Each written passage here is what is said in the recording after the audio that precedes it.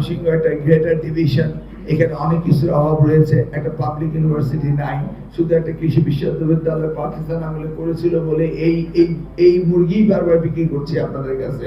এই আছে তো একটা, কিন্তু সে তো পাকিস্তান আমলে করে দিয়ে গেছে।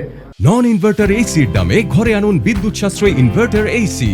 এখন 1.5 ton my one inverter AC মাত্র 48,900 টাকা পাওয়া যাচ্ছে মিনিস্টার শোরুমে। বাংলাদেশ আসার পরে কি হলো ময়মনসিংহে, আমি তো তার চোখে দেখিনি।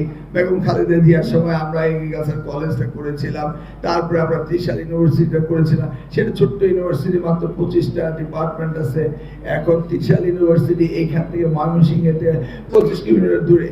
তাহলে এই 25 কিলোমিটার দূরে ত্রিশাল আছে, ওদিকে হালুয়াঘাটের থেকে এখানে আসা দূরত্ব, ওদিকে দিয়ে দেওয়া হয়েছে, জামালপুরে দেওয়া হলো, নেত্রকোনা দেওয়া হলো, আপনাদের দেওয়া হলো না। সেই চিন্তা থেকে আমি ভাবলাম যে এখানে একটা প্রপোজাল দেওয়া যেতে পারে।